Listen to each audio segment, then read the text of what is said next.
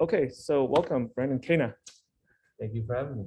This is the second time we're doing this in 2 semesters. So my repeat speaker. Yep. So I got so much value out of us talking last time, even though I'm almost twice your age. And also the feedback I got from the students as well too was really positive from the last time we had a talk. And we have a couple of aspiring realtors in the entrepreneurship class. So I thought I'd bring you back. Awesome. Welcome. I'm really happy to be back. I love sharing knowledge, and I love chatting with you. Yeah, thank you. So first of all, in your mind, do you think that real estate, being a realtor or specifically a real estate agent, do you feel that is like owning your own business, even though you're an agent? Yeah. No, definitely. Definitely. At the end of the day, you're an entrepreneur. You're a sole proprietor. You can make an LLC out of it. You can make definitely many different business models out of it. So at the end of the day, I think it's a business.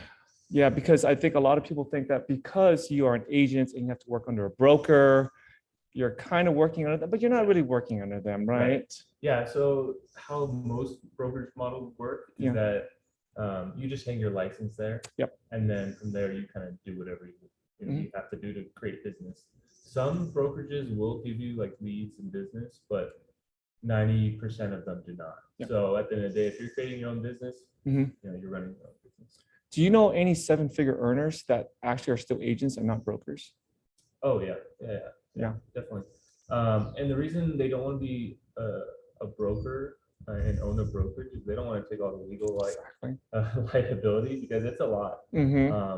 Especially when it comes to lawsuits dealing with multi-million-dollar properties, with multiple agents and the amount of things that can go wrong on the lawsuits. It's I don't think I'll ever own a brokerage. I don't think just because I don't want to deal with it, and I don't want to have to pay someone to deal with it. Yeah. So I just put my license under a brokerage, and that's all I have to do.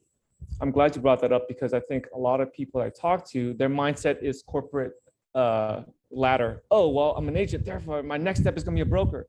No, your next step is fattening up your piggy bank, right? Well, yeah. So the steps of a real estate agent really is building out your team, and you don't have to have a team, but the more things that are coming in, you want to step back into less, right? So the traditional route, you hire a listing agent, you hire a buyer's agent. Of course, you get an assistant, you get a transaction coordinator. Yeah.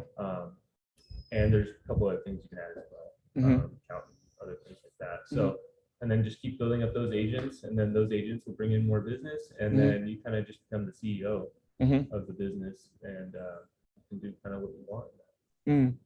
Okay, and thank you for sharing that. Yeah. So you just off air, you were talking about when you started real estate. So what age did you start being an agent? 18.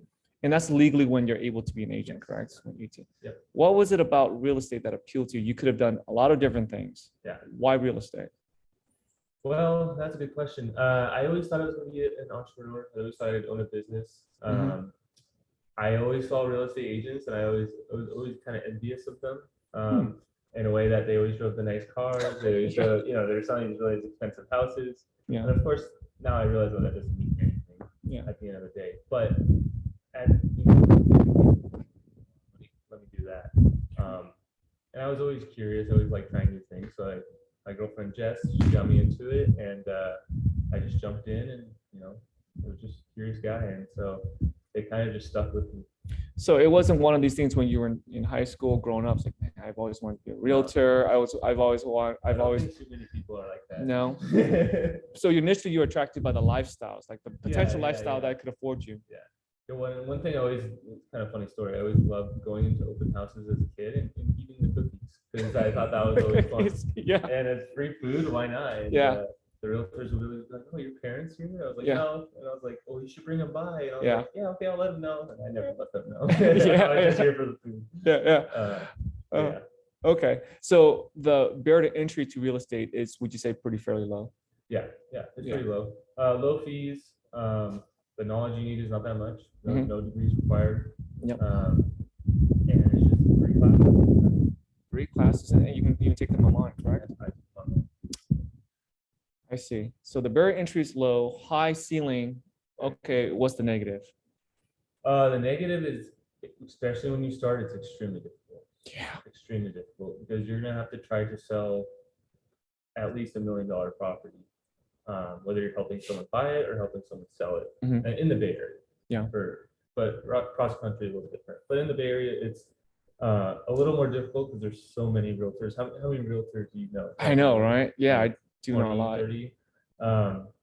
So that's tough because everyone knows at least one. Yeah. So you have to find a niche at first to get really good at. And for me, it was first time buyers because I was able to relate with them. Yeah. And that really. So first time buyers, finding a niche. To your point about there being a lot of realtors, how do you find a differentiator other than find that niche? I mean, how do you say that when they're talking to you and the question comes, okay, Brandon, so why you? Yeah. How do you respond to that type of a question? Yeah. So, well, at first, one thing that really changed my business in general was going from the person that will take in literally anyone to the person that says, what I did is said, I'm creating the Bay Area first time home buyer program. And here's my program created by me. And I actually didn't know if that was actually a thing to do or not. I just did it because I thought that would be something to completely differentiate me. So that's what I told people. Hey, I'm the creator of the Bay Area first time home buyer program. And here it is. And so I go through the program with them. And then after that, they're like, okay, it's no brainer to work with you. Oh, okay. So this is an actual product that you created. So it's basically a class. Okay. It's just a step-by-step class of going through the process, but more in depth, not just okay, here's the steps. It's more the what to do. So why did you decide to do that as a differentiator? Yeah, a lot of growth and development books, podcasts, YouTube, everything. They're like find a niche and get really good at it. Yeah. I think one of the videos was just create a product or create a program. Yeah. And so being me, I'm like, hey, I'll do it. Yeah. Why not? And it worked. And so there's that perception of you being a subject matter expert because you created the program. And so, okay, this person has, despite his youthful appearance, he has this type of expertise. At least that's the implication. Awesome. And as far as marketing goes, we talked about inbound, outbound in the class, what inbound, outbound marketing is. How much of your sales do you think is from inbound and outbound? Well, I've got to say 95% of my business is social media. So be inbound then, they're contacting you. So basically I've been, and this is all from Gary Vee. I don't know if you know Gary Vee, but his thing was always just get on social media and just do it and create 10 videos a day or whatever he says. I don't do that many, but starting that in 2018 was completely changed everything. Changed the game. Yeah, and it was just like people just would, hey, I saw your video of this, I saw your video of that, I saw your post, can you help me with this? Yeah. Or they just start asking me questions. And in the beginning it wasn't that way. It was completely flipped. I never more reaching out to them. But now it's, I would say 95% online social media. Wow, so that's a huge part of an inbound game. So you're not even going out to reach them. You're just creating content, trying to provide some value content. That's you. What in terms of social media platforms, what is your activity? How would you split that? Well, I use TikTok, of course, now. Instagram has always been my number one, and then LinkedIn as well. I tried YouTube. I still use YouTube, but not my biggest thing. And then Twitter, I barely use. But right now, probably TikTok's the biggest in terms of reach. And then Instagram and Facebook a little bit. They're really pushing Reels right now. Yeah. For advertising, so they're actually paying me to post Reels if I get a certain amount of views. Because I've been doing it so long. Yeah. So it's a bonus. They call it. And last month I made like $900 doing it. Yeah. So it was like another source of income that I never thought I would ever have. But I was creating content and the platforms liked it. Yeah. You were going to do it anyways, probably. Exactly. Okay. Do you repurpose some of this content? Yeah, you have to, right? From TikTok goes to Instagram, Facebook, and So what that means for some of you who are not familiar with that, is that you don't want to, if you are on 4 different platforms, you don't want to create 4 completely different videos. You won't be able to sleep. You just be working content. You'd have a team like Gary has like what, 20 people working for him, and they're following him with a camera. I mean, yeah. So you want to be smart about it. So you repurpose it. Yeah, because I have other things to do. Like my job is not to be a content creator. Yeah. Although I think of it as that is one of my main staples of what I do is creating the content. That's what brings people to me. Yeah. So it is a big part of my business, but it's not what I do. How do you create content that provides value? And I'm talking value doesn't always have to be informative. I mean, even cat videos have value, right? Because it's funny. There's some value there. Yeah. How do you create content that provides value? So I think the biggest thing was just taking in what does well on social media. You're on TikTok, like, wow, how does this video have 8 million likes? Yeah, what is it about this video? Yeah, why? And then you see another one, it's like 5 likes. Okay, why didn't it? And then you can kind of compare the amount of energy the person brings, the jokes, of course. The lighting has a lot to do with it. No way. Yeah. Professional lighting or more amateur lighting? Because I heard both things. Sometimes the amateur. Is more amateur. Yes. But let's say like LinkedIn is a lot more professional. You want more professional. Yeah. There's a lot of different things that play into it. And I'm just taking that in. I'm like, okay, this is what I need to do, and I'll take notes, and I'll have videos that I'll actually save and say, I need to do something just like this. Mm-hmm. And yeah.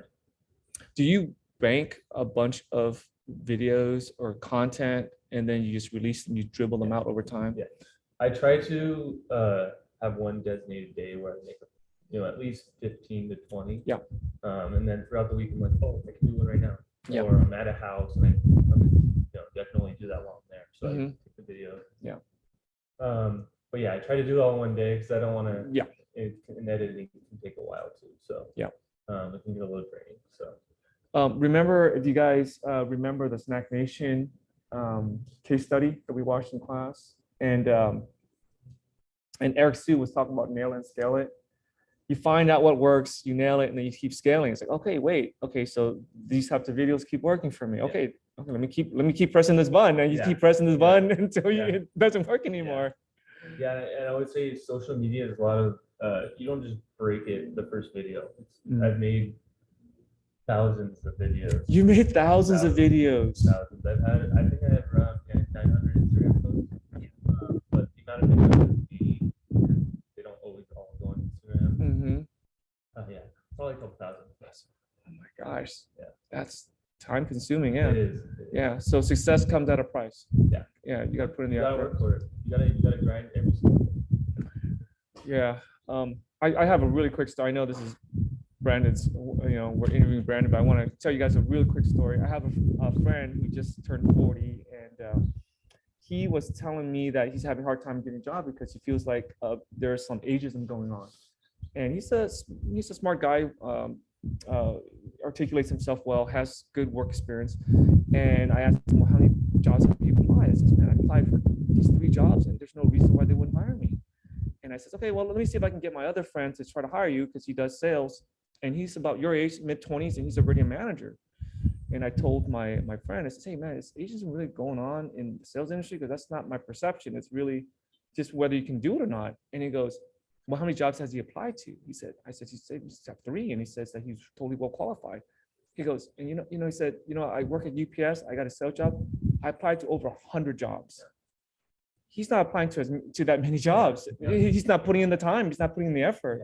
So the story there is that, people see the success, but they don't see what goes into it. What's behind it is like. Yeah, and that will go for a lot of things. You'll see people on Instagram or whatever. It's like, oh, with my car, with my house. But, for the most part, most of those people, the stuff that's behind it, it's like no one has any idea. Like the process every single day, every day. Yeah, it was a grind coming from 18 to where I am now. It's just, I never thought I'd be where I am today. It's like, it's still pretty surreal, honestly. But I'm grateful for all the opportunities that have come, and hard work does pay off. Yeah.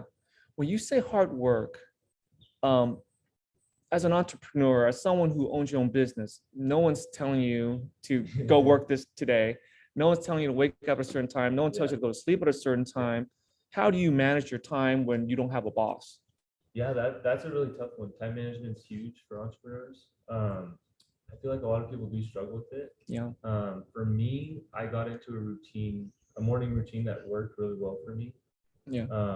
And I would just get up and basically go to the gym and come back, do more, couple things, and then just go straight into prospecting. And I've done that ever since.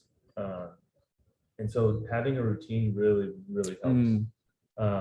And especially being an entrepreneur, prospecting being in the morning for me works tremendously, because when you get to like 12 or 1, you're eating lunch, you get a little, you get a little tired, you're like, oh, I have to go prospect. Well, I'll push it all. Let's do it tomorrow. And then tomorrow will come the same thing. Oh, I'll do it the next day. But if you just, and the same thing going to the gym, if you just do it, you just go. If you just pick up the phone and do it, and it's done. And then when 12 o'clock comes around, you have other things to do. You don't have to say, oh, tomorrow. So for me, the routine really, really helps. And that just I was always a pretty disciplined person, so that helped a lot. Playing football when I was younger, the training you go through, it ingrains that discipline. So that helped for me. I know a lot of people don't have that discipline. But you can learn it. It's a learned behavior. Okay, so having a routine, and the routine that works for you may be a different routine for other Completely different people. from other people. Yeah, I know people who love, they love to do it later in the afternoon. People who like prospecting, just going to bars and drinking, and they, have 7-figure business. And so it's different for everyone. For me, that's what it was. Okay, so when you're going through this journey, was there a mentor that helped you through it, or mentors that helped you through this, or you kind of just were on your own? Well, a lot of the personal growth and development was a huge part of it. Listening to either audiobook or podcast every day. And then my girlfriend's mom, who's been in the business over 40 years now, learning everything from her was great. What she did was, she didn't give me business. She kind of showed me how to get business. So, and that was, at first I was like, come on, I'm throw me a bone. Here, please. But now that I look back, I'm so grateful for it, because I would have never been able to learn how to do it myself. If she wasn't teaching me how to do it instead of just giving me the business. So that helped a lot. If this is not specific to real estate, but if someone was in a similar position, which they want to go into a field that they don't have any idea, they have no experience in, whether it's real estate, maybe loans, fill in the blank, a restaurant owner, how would you recommend, or how would you recommend them finding someone like that can help them, that can mentor them through it? Because you kind of just stumbled upon it, which is no, I was lucky. What I would have done, though, looking back at it now, is I would have definitely joined a team and just worked under someone. Because they know exactly what they're doing. They've been doing it for X amount of years. They have a business, they have the systems that you really want to learn.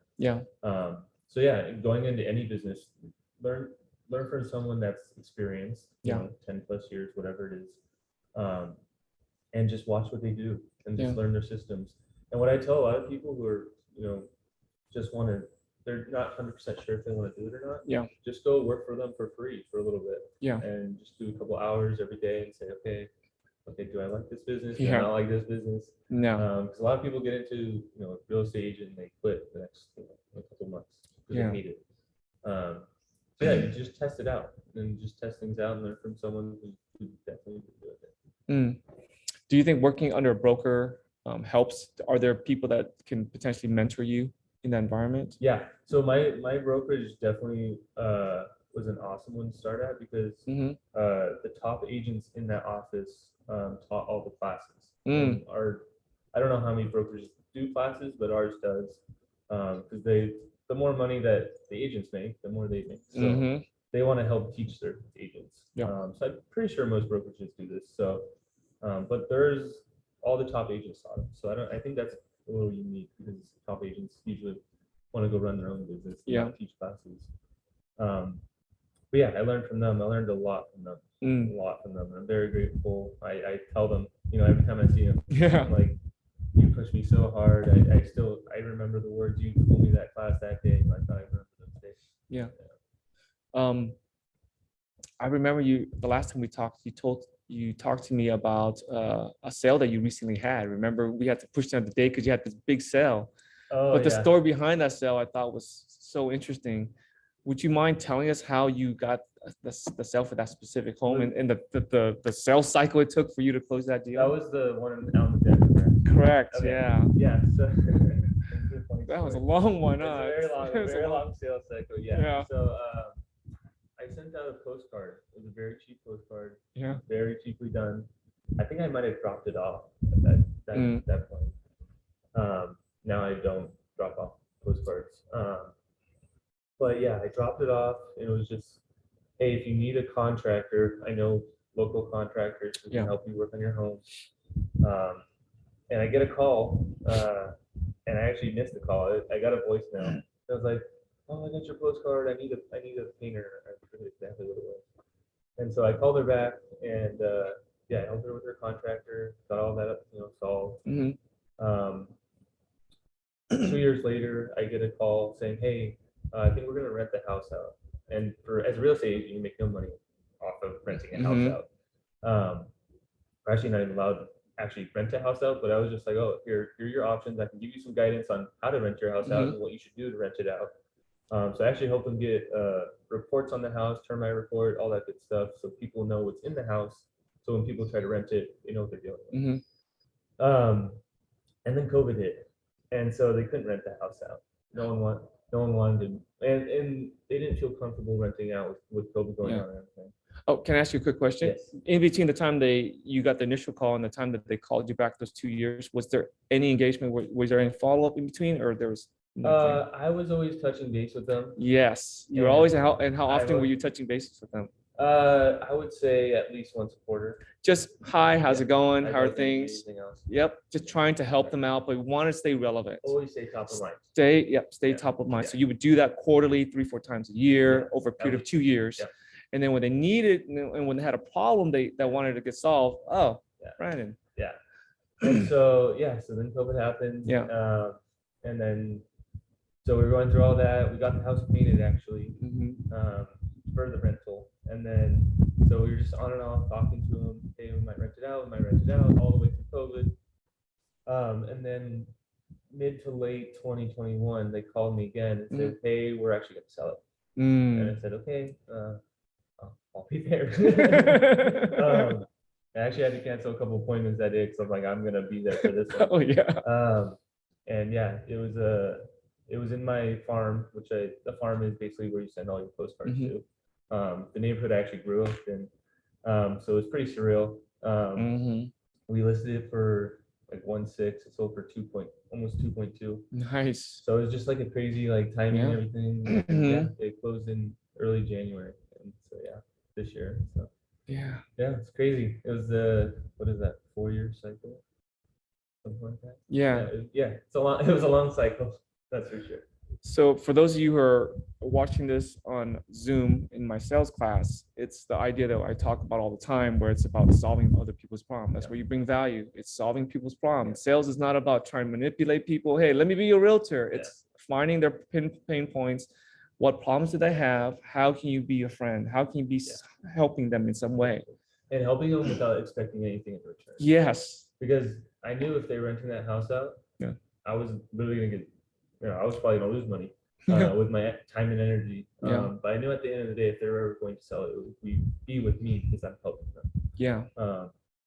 So yeah, and especially in real estate, it's always staying top of mind and helping them no matter what.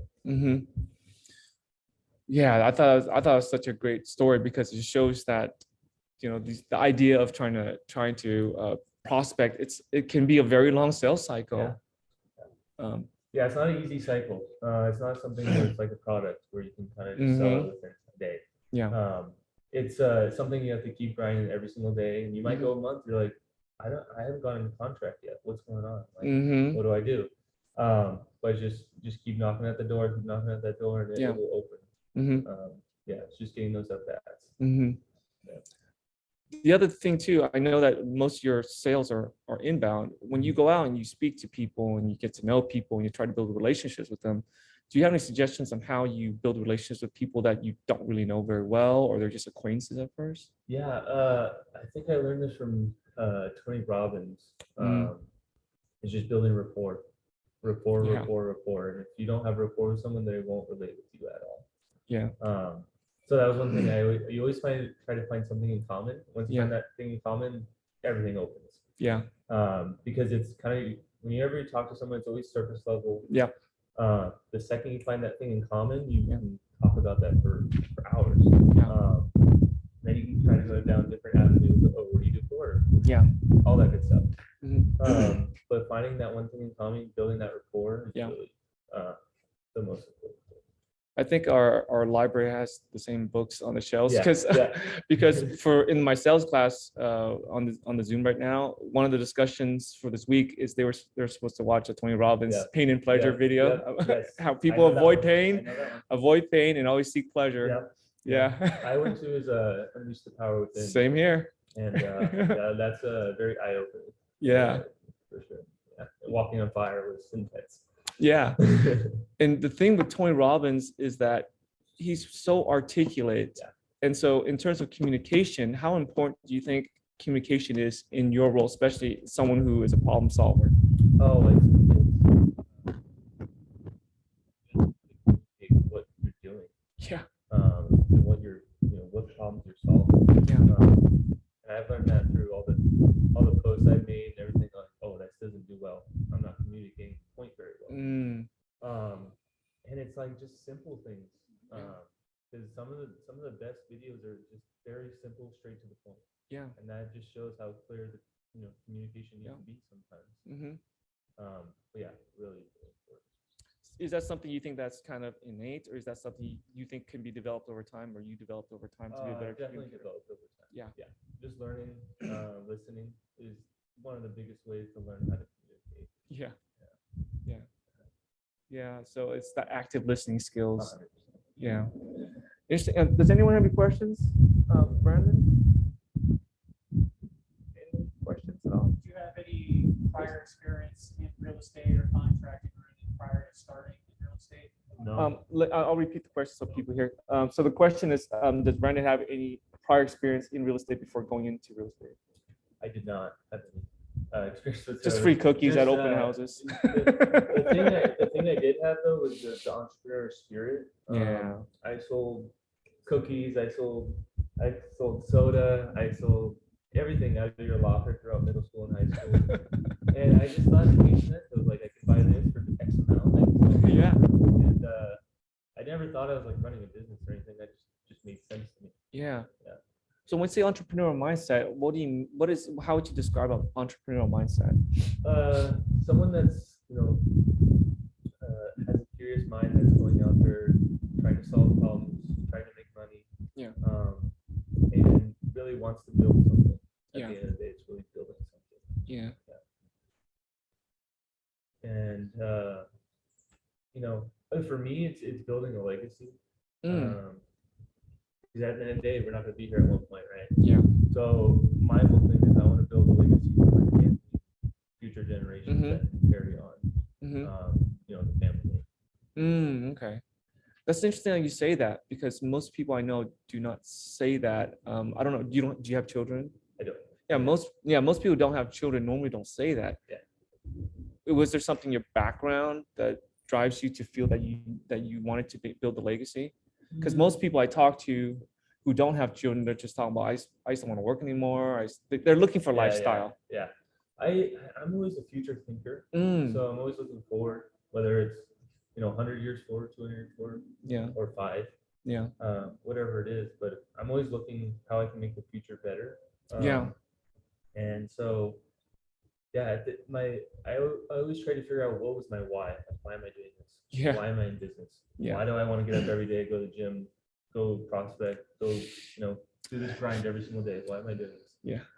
The Simon Sinek in you. Yeah, and it's like, well, like I could go get a regular job and I can, be somewhat miserable, having to someone telling me what to do every single day. Trust me, you will be. 19 yeah, years of that yeah, crap, man. yeah, I can exactly. I can So- tell you, I So was. I heard that too much. I was like, well, I want to go build something for me and my family and just have a legacy. Yeah. Because why not? Yeah. That's always been my goal. And to build out multiple businesses as well. It's not just going to be real estate. That's for sure. Yeah. It's so interesting because for me, talking to people who are successful like you, and even for me, when I think about why I do some of the things I do, I feel like when you have this when you have a goal that's larger than yourself, it's more than just about you. It's not more than just about lifestyle. That sustains you a little bit more. You know, there's I forgot, I think it was Tim Ferriss that said this, and he talked about when you have a passion, it's like it'll sustain you. So Yeah. for example, I think the example we use for something like push-ups, like, you know, if I actually do push-ups, you know, you can probably do maybe 60 push-ups, but then after a while you get sore and you're like, I just want to quit. But when you have a passion, you can do 200 push-ups, Right. 300 push-ups. Yeah. No, finding your passion, finding what you like to do, and Yeah. then making a business out of it. Yeah. That's the best hack, right? It's the best hack is like You're just having fun doing what you're doing. yeah. And enjoying the journey. You have to enjoy the journey. Yeah. Because once you hit your goal, Yeah. you're gonna be like, okay, I did Now it. what? Yeah. What do I do now? So if you don't enjoy the journey, it's not gonna be, as fun as if you do. Yeah. So you have to do something you actually like to do. Yeah. And for me, I got lucky that real estate was something that Yeah. I ended up really liking. Yeah. And I'm a people person. Yep. I didn't learn that until I got into real estate. So you don't know where you actually are until you actually try things. Yeah. So that's what I always tell people. I was like, oh, I don't know if I should just do it. Yeah. Because one thing that really has stuck with me recently is just look up on YouTube the regrets of the dying. Yeah. Regrets of the dying will Mhm. change your mindset on a lot of things. It's like, oh, I didn't do this. I Mhm. didn't do this. Yeah. It was never, oh, I did this and I regret that I did this. It was always, oh, I didn't do this. Exactly. So just do it. Yeah. if you don't like it, then do something else. Yep. So that's something that's really stuck with me recently. Yeah. I think Jeff Bezos made that kind of he popularized that too. He Yeah. says trying to minimize the number of regrets you have in your life. Yeah, because why not? I mean, we're only here for a certain amount of time. Might as well try to do everything that you think you want to do. Yeah. Ibrahim, did you have a question?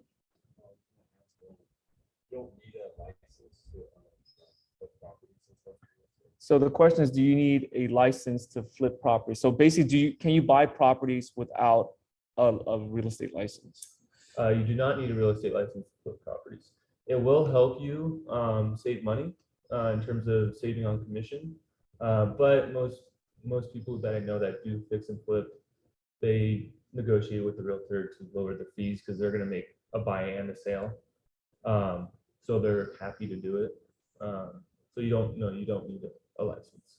So I actually had a question in my intro to business class, and I don't know if I answered it right, but the question was asked, do you need a license to even buy do you even need to have a realtor license to even buy a property? Can you buy a property without a realtor? Yes. Yeah, you can buy it. Well, you don't need a license to buy a property. To buy a property, you pretty much need a realtor representing you. Yep. Not exactly. You can go through the title company. It's a very complicated process, so just get a realtor because it's really easy. Yeah. But no, you don't need a license to buy a property. So it's 99% easier to have a realtor, but because I know a situation where I knew someone that bought a home without a realtor, but he was a lawyer. He's comfortable with documents. If he knows law, Yeah. it's a lot easier. Yeah. Okay. Any other questions? Any other questions? We're good. All right, great. Thanks, Brandon. Thank you for your time. Yeah, thanks for having me. Awesome.